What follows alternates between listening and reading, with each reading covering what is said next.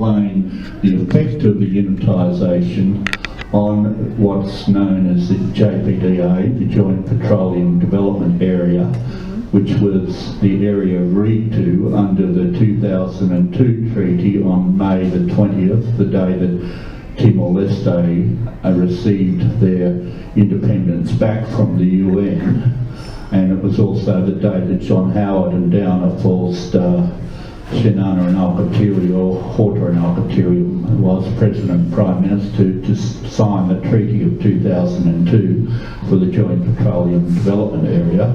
So I'm interested in you reinvigorating my mind on what the unitisation principle, what effect that had. That's the first question. Second. Now the second question relates to your timeline, where you seem to jump around a bit.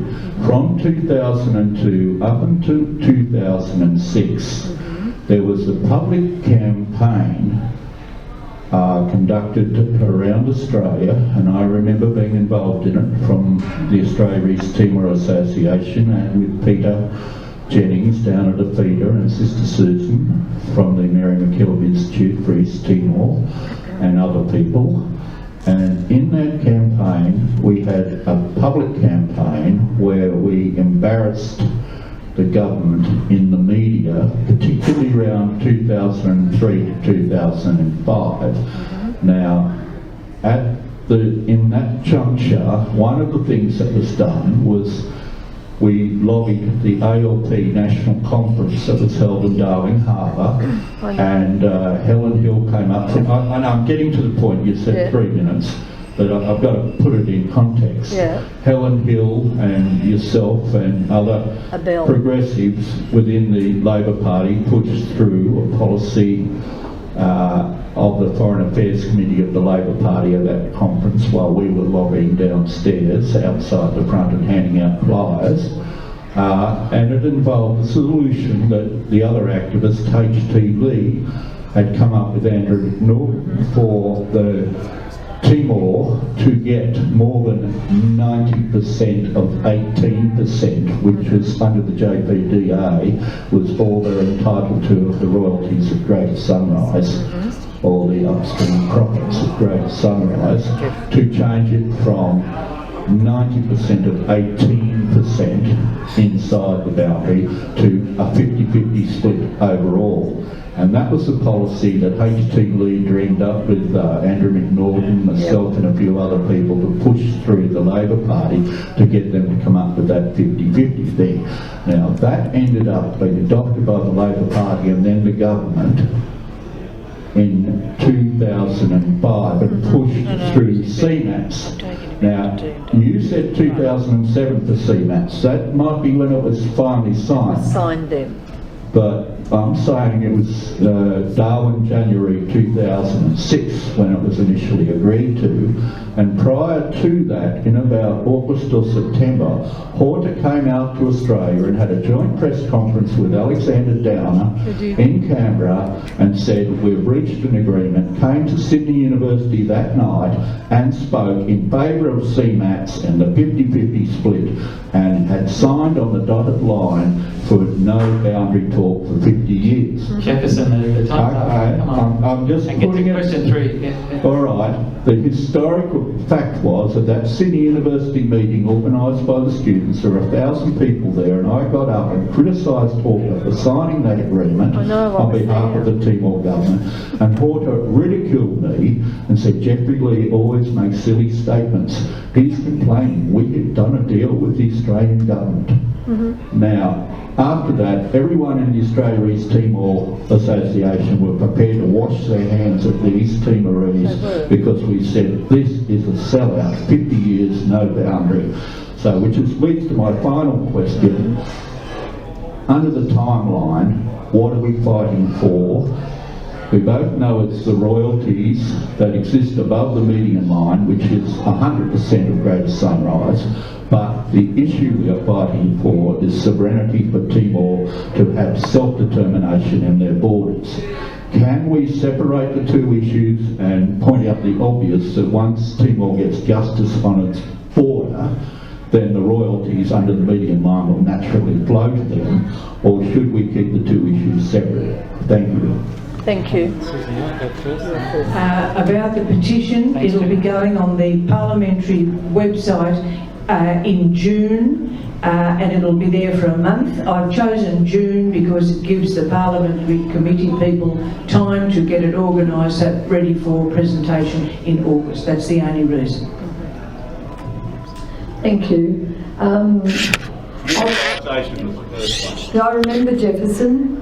The unitisation was the first one, but I'll start with the third one because it's about sovereignty and borders. Timor-Leste argues their sovereignty is not complete until they're able to have security of their borders, have their borders secured. So for Timor, in a country that's had sovereignty denied for a long time in such a horrific way, that's something they take seriously. Australia says, well, you know, it's not an issue of sovereignty, it's about borders. So Australia sees it differently, but when parties are talking to each other around a table, they try and listen and hear how the other feels about it. Your question was, do we separate them? It's when people ask me what the Timorese are fighting for, I say their sovereignty. For them it completes their independence. That's what people in Timor say, and it also means that they will have a border and they will have proper access to their resources. So, you know, it is mixed up, but I always put how it's seen as best I can through Timor eyes and then how we see it on that issue. The public campaign and all the ALP stuff, yes, I've actually got written the history of the ALP on Timor-Leste going back to 70s and all of that, so every conference, everything that's happened, but not so much everything that happened outside, inside, and who was there and not there and all of that. And there was movement at that conference at Darling Harbour in terms of the policy, and I remember H.T. Lee and Andrew, Dr. Andrew, and all the work that they did on it. So you did give it context. And also I just wanted to say with ALP policy, it was a moving feast. At one stage it was totally support self-determination, then it changed somewhat, and you've got to differentiate between conference and government, and then it changed later on, and Meredith and I have been part of all that, and particularly with Laurie Brereton when we did all that work with Laurie. And I actually called upon Laurie over the last 2 years to help again, and he has. So. But in pushing for 50-50, we never pushed for no maritime boundary for 50 years, which is what Horta ended up signing in CMAX. Yeah, but, well, yeah, he and Mr. Downer did, and Mr. Howard and Dr. Alcatiri were there. I was there when they signed. And like some people try and single out Dr. Alcatiri, or some people try and single out Ramos Horta. It's pointless. It was the country, it was the government, and they did what they thought was best at the time. And the only criticism I would make is a lot of the supporters and friends and solidarity supporters, some of them were told to shut up, and that wasn't a good thing. And everybody's very cognizant of that now, you know, in Timor and in the government. So I'll make that point. And then on the IUA wasn't really necessary. Timor-Leste was told that the companies needed for certainty and all of those things, and it was a way through the Timor Sea Treaty and the IUA, International Unitisation Agreement. It's more technical, you know, technical agreement, but not wholly necessary.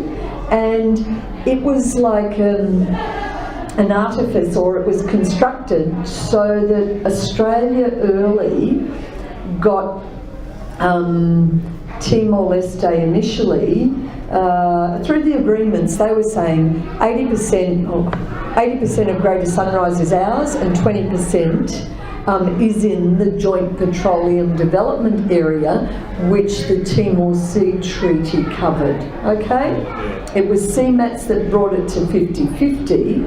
Now, if the median line was drawn, Greater Sunrise is in Timor-Leste's territory. That's just how it is. There is also a 1972 seabed boundary agreement that Australia and Indonesia signed, and it created the gap because it didn't go to Portuguese Timor territory that runs down like a coffin.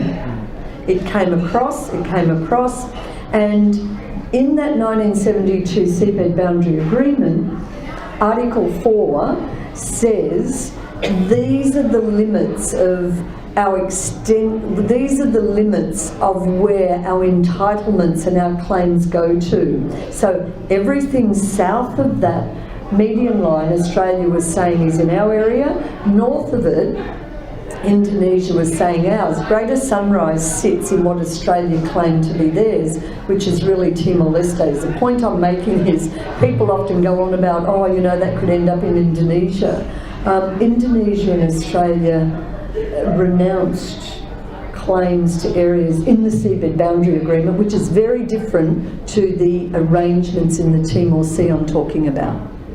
A seabed boundary It wasn't a agreement. median line though, it was a line that was a lot closer to the Indonesian coast. It's not a median line, it was done on Australia's continental shelf assertion with some compromise. Yeah, but you used the word median line, that's why I'm correcting you. I thought I said seabed boundary agreement. Anyway, it's seabed boundary agreement. So the 2080, Australia always claimed, you know, 80% of Greater Sunrise sits outside in their territory, 20% in the JPDA, but all of the areas are contested areas. So none of them have claim to it. Okay, thanks very much. The next question, please. So you noted. I'd like to say that I thought both of the speeches were terrific, two of the best that I've heard here. Janelle's from a fantastically legal position. It sort of made my head explode a bit.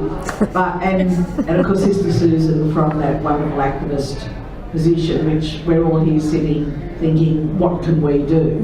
And I really, with the petition, I suppose this is my question, can you make sure that when people send it out to people to sign online, that they say, this is the first time you have received this petition? Because I get all those online petitions all the time, and I'm terrified I've already signed them. So I don't sign them because I think, oh, I don't want to be seen as the Labor Party hack who's signed 3 times.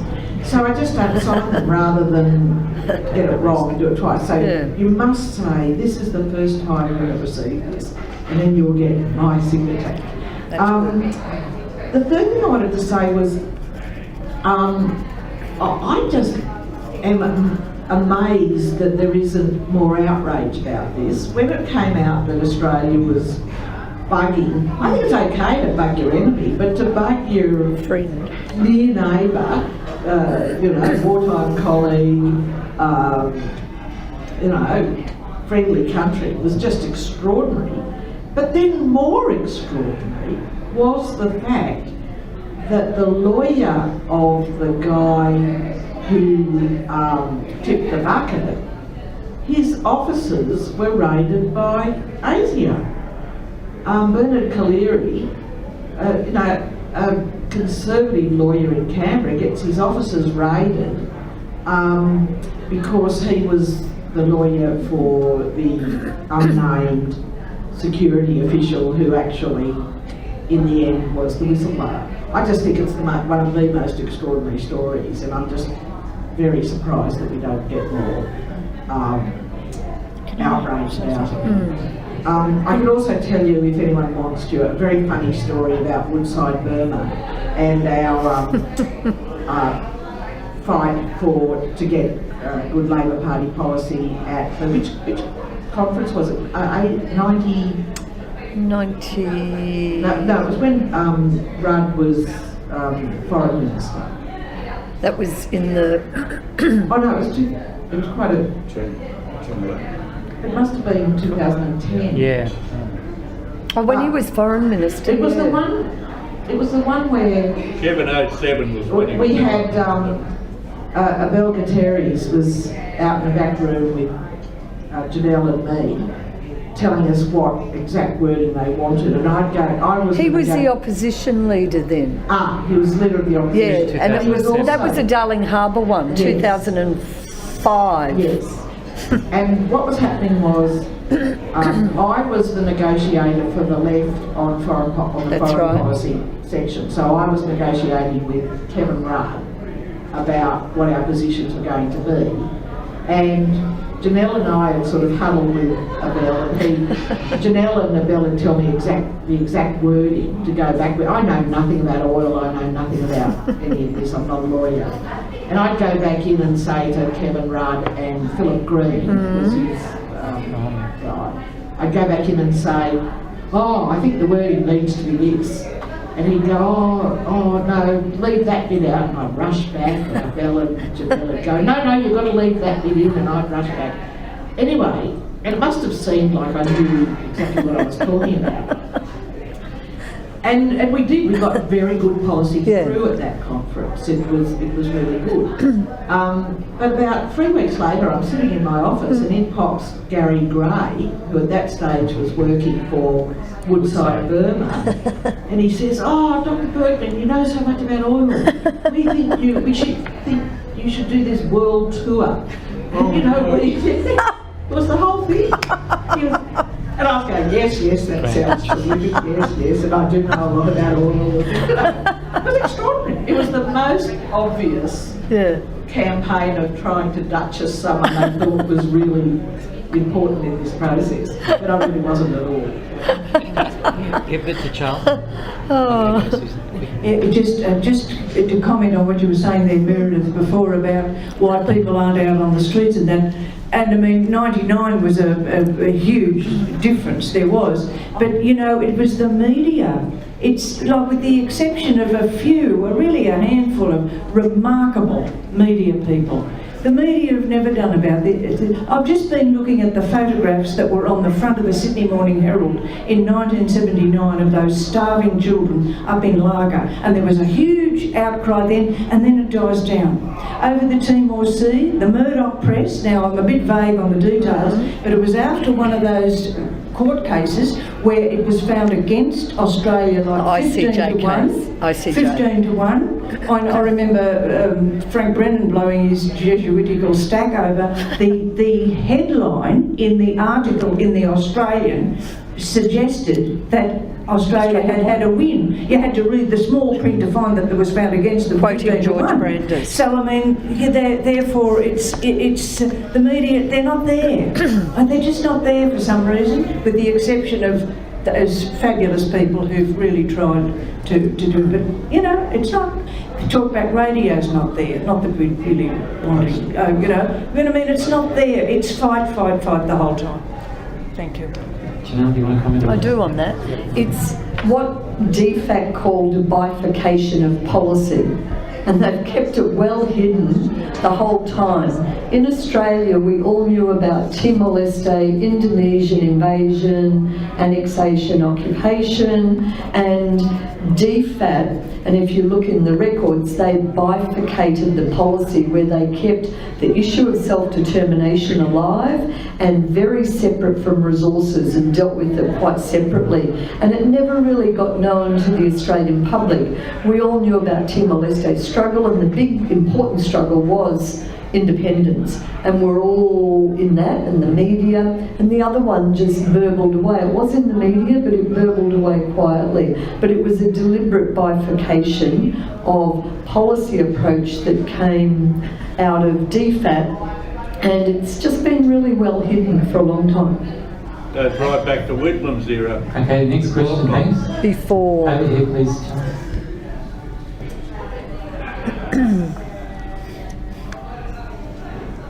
Hillary, I'm just wondering what the general vibes are that you're getting across. You seem to be getting a lot of support across the parties. I'm just wondering what the general vibes are. And the other thing, I was just wondering if Timor-Leste could get a little bit more leverage by making an offer to say, well, the moment you sign the medium line, we would consider taking any refugees that are still left in Manus and Nauru after Trump has refused to let those ones come. And the pipeline is already built. You go first. Thank you, Hillary. Look, I forget the first question. I'm sorry, I was so blown by the other one, sorry. Oh, yes. Yes, well, I mean, you get very few people who'd say, oh no, I don't want to sign that. When people really find out about it, and of course they want a border, I suppose sometimes we are talking to the converted. That's the big problem. Yes, Hillary. In Parliament, yes, the political parties. Interesting, because this is where I'm at a bit at sea. I've been to see a few parliamentarians, a few senators. One senator said to, who shall remain unnamed, said to me, look, I don't really know a lot about this. Could you, talk? So I'm telling him, all this, naive me. And I get outside and one of the men I went there, he said, oh, he didn't know anything about it, I don't know how much they know. 2 weeks ago, I was with another man, with a group of women. We went to see the member, and he seemed really genuine that he didn't know what it was about. And I'm thinking, well, you should know what it's about, really. So it's terribly important to get them. But I don't know whether to believe them or not. Reading the newspapers about politicians nowadays, I don't know what to believe, really. So I don't know. I don't know. Normal people, ordinary people, yes, they're on side. Yeah. A lot of the members of Parliament actually don't know. They really do not know. And when you're in Parliament, it's an onslaught of people, lobbies, issues, etc. And you're busy dealing with your electorate or your constituents if you're in the Senate and all those issues. And this, whilst it's a really important issue, it's not your first order issue, bread and butter. There are some who are interested, a few, there'd be a handful, who would really know about it. So when you go in to talk to them, you assume they don't know anything about it other than what they might have seen headlines in the media everybody else did. They can ask for a briefing though from their respective foreign minister and shadow foreign minister, and it'll be from that perspective, but they can ask for it and get something in front of them. And the better ask is to say to them, ask the parliamentary library to prepare you a briefing note on it, because it will be done independently. And the parliamentary libraries are wonderful in the work that they do, and you get a much better appraisal of the whole issue. On the other issue, we've been there with Timor when it was suggested from an Australian Prime Minister that they might take some refugees, and I got pulled into that because I was in government, in Parliament, and I said, you're dreaming, it's not going to happen. They're not going to do it, and I had to help everyone get out of that mess. Just one quick... He did not agree, Jefferson. I was at the press conference after. Could I just answer? Just give an opinion there. I think we've got to be really careful about that there be any form of trade or trade-off, because we're talking about a matter of who owns what. Because oftentimes really good, well-meaning people, and Australians and people say, oh, let's give this to Timor. They've been good to us, as though it's something in our gift to give them. They're not asking for anything, and they shouldn't have to sort of buy it either. All they want is what is just and fair under international law. And I've heard it said, even if they don't get exactly what they want, it might, it's a very complex thing. They may not get exactly everything, but if it's according to international law, they're willing to accept. Yeah. Okay. So is there another question, please? I've got a very short one. Just what about, hold on. If somebody else, Charles, and then... Charlie Bradley. I've been, like Meredith, I've been very, very impressed with what I've been able to learn.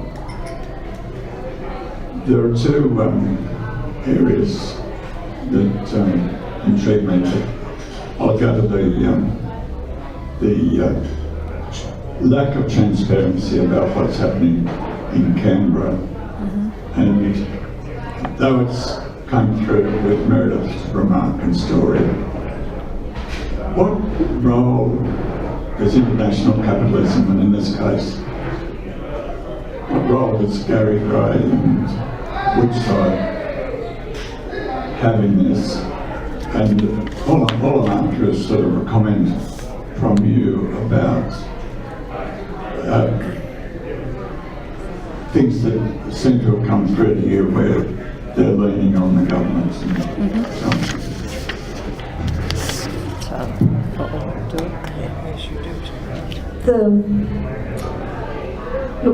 The companies want certainty and they would like to get in as soon as they can. So there's no secret about that, and that's part of capitalism, and that's what they want to do. So they would rather certainty. There seemed to be a view that Australia is easier to deal with. Timor-Leste was a bit unknown, and Indonesia they knew, even though it had illegally occupied, they still knew what they were dealing with. Timor-Leste was a bit unknown to them, but where they're at now is they just want it fixed. And they don't care where the boundary really goes now. They just want it done so that if they want to explore, to exploit, they will get on with it. But do Woodside and other companies like that get really good access to the Australian government? Yes, they do. And you know, they just do over a long period of time. Gary Gray, I've known a long time, as Meredith has and others. Gary, when he was the Corporate Affairs Director at Woodside, I lived in Timor. I used to see him monthly when he came and visited, and we'd usually have dinner and a catch up, and it was really just more about politics than the other issues. And I'll just tell a story, because I used to always say to people, bring me women's magazines and red wine. And Gary said, I can't give you anything, Janelle, because under the rules, you know, with Woodside, and you know, there's certain rules in the way they operate. So his father-in-law was Peter Walsh, used to be the finance minister, and he had a vineyard, so Peter used to send me red wine. So I'd get it from there, and the magazines come out of the Qantas lounge, courtesy of the staff. So, but now I'll just tell you another bit. Not last year, the year before, I negotiated the policy position at ALP National Conference in Melbourne, and I wrote it. It went through the New South Wales Left. The Verity took it through, and I sent it to her, and it went through, and it was that we in government would negotiate permanent maritime boundaries with Timor-Leste, and we would go back to international jurisdiction, okay? Anyway, I had to negotiate with Gary Gray, who was then the Resources Minister, and I know Gary's views, you know, we've known each other a long time, and he ended up agreeing to that. And as Tanya had carriage of it, but it had to go through everybody, and he agreed. And it went through, I moved it, and Mark Dreyfus seconded. So, you know, Gary, one thing about Gary, he's up front. So there's no secrets, no hiding, and what you see is what you get. So, Jefferson? No, I'm having a second bite, Cherry, but the numbers are down, and this discussion for me is very, very interesting so far. So I agree with Meredith that both speakers are the highest calibre speakers on the issue. That's why I came along tonight specifically to put you two under the hammer, so to speak, because that's the only way to get emotions up high enough to get flagrant answers that will help. Janine, one of the comments that I've heard through other long-standing activists is that you being a go-between between the Australian end and the Timor end, to the point where once you said we in your talk, and I was trying to think, does she mean we, the Timorese lobby group, or we, the Australian people? That's been cited as a source of compromise in the position of the campaign. I'd like you to respond to that.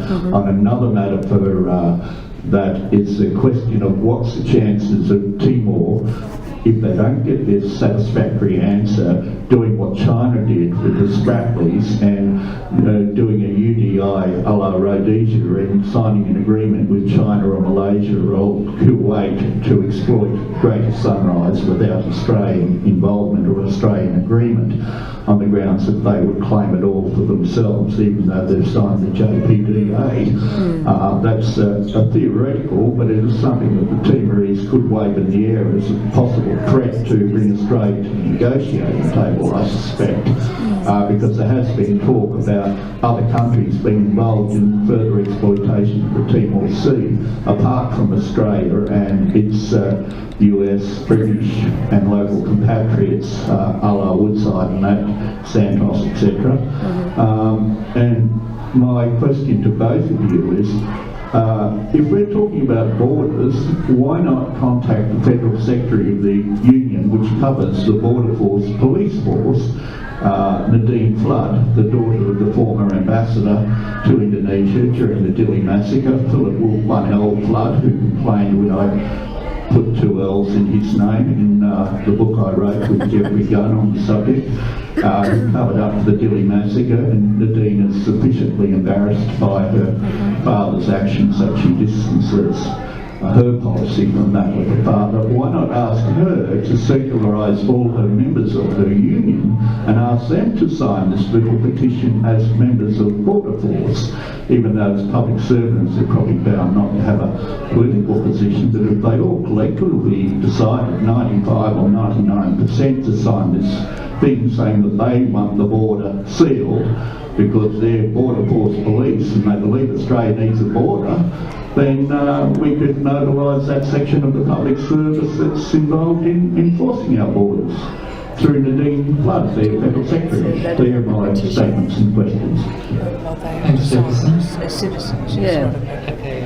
Just on that last point, we can't be getting, we don't going to be presenting petitions from particular churches or particular government departments. I'm all for them signing it, let them all sign it, but it's not going to be known that these are Border Force people. We'll have to employ a secretary. No reason why Nadine can't get make a press release. We can send it to her. You send it to her. Okay. Yeah. Good point, Jefferson, in terms of activism.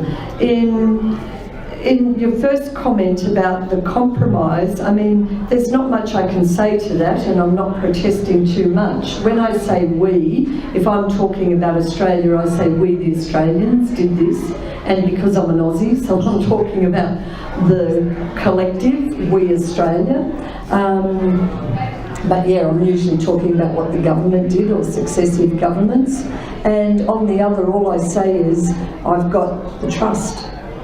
So, people can say things, but that's how it is. And sorry, one other thing. Rob told me that Timor was not using the best lawyers in the current battle and was using someone who's highly unqualified from Timor, and that's why he's not involved in the current campaign. Rob who? Wesley Smith, the leading activist in Darwin, said that Timor was relying on someone who is a biologist or a geologist and not an international lawyer to lead their campaign from the Dili end. Oh, no. Sir Michael Wood and Professor Vaughan Lowe are like doyens of the law of the sea.